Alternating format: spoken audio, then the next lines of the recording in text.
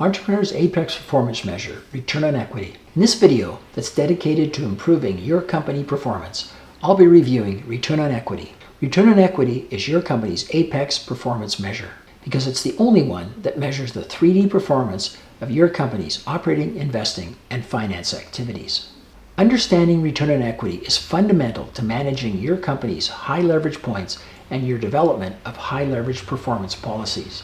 Managing your high leverage points is the fastest, most effective way to maximize your company's profits, cash flow, return on equity, and company value. This video, Return on Equity, the Apex Performance Measure, is the third of 3 videos in my series, Moneyball for Entrepreneurs, Be Fast with Your Stats. Hello, my name is Brant Friesen. I live in Vancouver, Canada, where I've been a chartered accountant for more than 45 years. My specialty's always been working with companies to build their best possible future. I show entrepreneurs and their teams how to identify the high leverage points in the systems that make up their operating, investing, and finance activities. Then working together, we design and implement high leverage policies to take advantage of the high leverage points to maximize profits, cash flow, return on equity, and company value. A disclaimer here. 3D rapid test and validation simulations referred to in this video were run on the Profit Lever Pro SaaS. I'm the founder of Profit Lever Pro Simulators, and I designed and had the SaaS application designed and built to my specifications. Return on equity is a simple calculation. It's net income divided by equity. Say we have net income of $5 million and equity of $10 million. Our return on equity is $5 million divided by $10 million, which is 50%. Return on equity is the apex performance measure because it combines the 3D mindset and the percentage mindset. I was introduced to 3D thinking in 1987 when the ITT Corporation purchased an industrial electronic parts distribution company that I worked for. I led the sale negotiations for our company that ran over several months. I got to know an ITT group of managers from Toronto, New York, Brussels, and Zurich. They showed me how the ITT view of the world and their way of managing was much broader than ours. Our emphasis was on revenue or top line and profit or bottom line and cash flow. Our primary focus was on our operating activities. We were thinking in one dimension, or at best 1.5 dimensions when you include cash flow. The ITT group was also focused on operating activities, but not just operating activities. They thought in 3D. Their goal was to optimize the performance of their operating, investing, and finance activities. They understood that these 3 activities were interrelated and functioned simultaneously. They knew that a change in the performance of only one of the activities affected the other 2 activities. They showed me the hack they used to monitor and manage their 3D thinking. It was return on equity. To this day, some 39 years after I saw the power of 3D thinking and return on equity, I use it from day one with every entrepreneur and team that I work with. Return on equity is the apex performance measure because it's the only 3D performance measure. A company with a higher return on equity is favored over a company with a lower return on equity. Your perpetual goal is to optimize your return on equity performance. Let's look at how return on equity works and how you and your team transform into masters of 3D thinking by using return on equity. Increasing return on equity appears simple. Just increase net income without increasing equity, or lower equity without lowering net income, or better yet, increase net income while decreasing equity. The problem here is that there's no way to focus your tactics and strategy on this one ratio, net income divided by equity. Fortunately, net income divided by equity breaks down nicely into ratios that measure your key activities, operations, investments, and financing. The operations ratio is net income divided by sales. The investment ratio is sales divided by assets. The finance ratio is assets divided by equity. When the sales and assets are canceled out, we come back to net income divided by equity, which is return on equity. You can see how simple this ratio breakout is. There are only 4 balances required to generate the operating, investing, and finance ratios. Sales, net income, assets, the average over the period being measured, and equity, the average over the period being measured. Using a Profit Lever Pro 3D rapid test and validation simulator, let's look at a progression of 4 scenarios for the ABC company that see our return on equity go from 37.4% to 62%.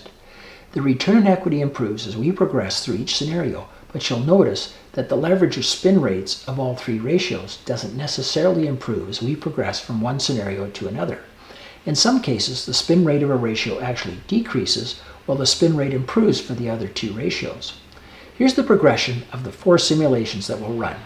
First, we'll be increasing sales by 10% without increasing crew spend to fill the sales orders. Return on equity goes from 37.4% to 44.4%. Second, using cash on hand to purchase equipment that adds capacity to process a 20% increase in sales, return on equity goes from 44.4% to 49%. Third, using lease financing rather than cash on hand to purchase the additional equipment, return on equity holds at 50%. Fourth, using the cash generated from operations and freed up by using lease financing to make cash distributions to shareholders, return on equity goes from 50% to 62%. The spin rate of the operating, investing, and finance ratios drives return on equity. The faster the combined spin rates, the higher the return on equity. Let's look at ABC Company and see the leverage that's achieved as spin rates increase. Please note that this example is simplified in that it doesn't include the tax that ABC would pay on its net income. ABC Company is performing at the following spin rates. Net income of $3,750,000 divided by sales of $25 million for a 15% operating ratio. Sales of $25 million divided by assets of $15 million for an investing ratio of 166%. Assets of $15 million divided by equity of $10 million for a finance ratio of 150%. 15% multiplied by 166% multiplied by 150% gives us a return on equity of 37.4%. In Simulation 1, ABC experiences a 10% increase in sales demand with a 50% contribution margin. Totally variable costs, materials, and subcontracts are 50% of sales. They have the crew and equipment capacity to meet the 10% increase in demand. Equity goes from $10 million to $11.25 million. There's a $25 million times 10% or $2.5 million increase in sales. The 50% contribution margin on the $2.5 million increase in sales results in $1.25 million increase in net income. The increase in net income increases cash on hand and total assets by $1.25 million. The increase in net income increases equity by $1.25 million. The change in the 4 account balances are: sales go from $25 million to $27 million. Net income goes from $3.75 million to $5 million. Assets go from $15 million to $16 million.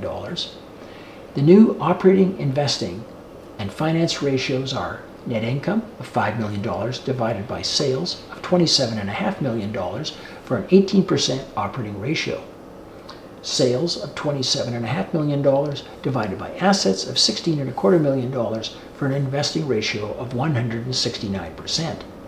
Assets of $16.25 million divided by equity of $11.25 million for a finance ratio of 144%. We see that ABC's return on equity improved by 7%, going from 37.4% to 44%. We also see that the operating spin rate increased and the investing spin rate increased, but the finance spin rate decreased from 150% to 144%. We will address this in Simulation 4. In Simulation 2, ABC experiences a 20% increase in sales demand with a 50% contribution margin. They had $1 million in equipment to accommodate the increase in demand, but they still don't need to increase their crew spend. There is a $25 million by 20% or $5 million increase in sales. That net income increased by $2.3 million. The $5 million increase in sales at 50% contribution margin generated $2.5 million increase in net income.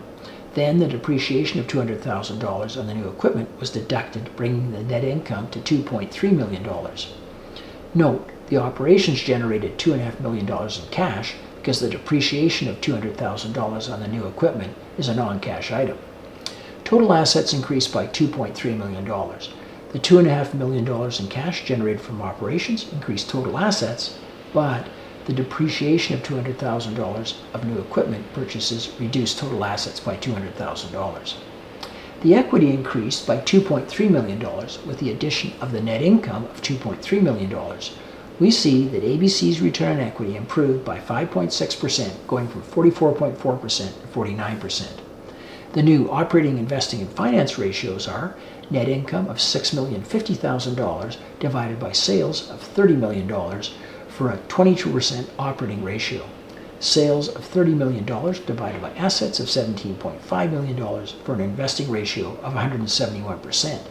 Assets of $17.5 million divided by equity of $12.3 million for a finance ratio of 142%.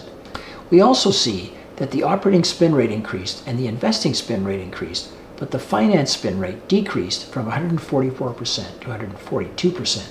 The finance spin rate continues to slow down. Again, we'll address this in Simulation 4. Simulation 3 is the same for ABC Company, but instead of paying for the equipment with cash on hand, ABC decides to purchase the equipment with a capital lease of $1 million with an interest rate of 5%. When the 5% interest of $50,000 on the $1 million lease line is deducted, the additional net income goes down to $2.25 million. Assets increased by $3.25 million. $2,450,000 in cash was added from operations, and no cash was used to add the new equipment because it was financed with a lease. The assets were further increased with the $800,000 depreciated value of the new equipment. $1 million minus $200,000 of depreciation equals $800,000. Equity increased with the addition of the $2.25 million increase in net income. We see that ABC's return on equity held at 49%. This is because the operating ratio decreased by 0.2% and the investing ratio decreased by 7%, but the finance ratio increased by 7%.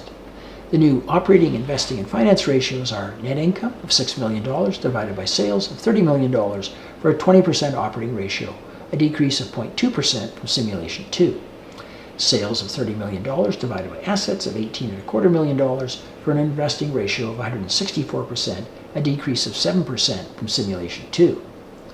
Assets of $18.25 million divided by equity of $12.25 million for a finance ratio of 149%, an increase of 7% from Simulation 2.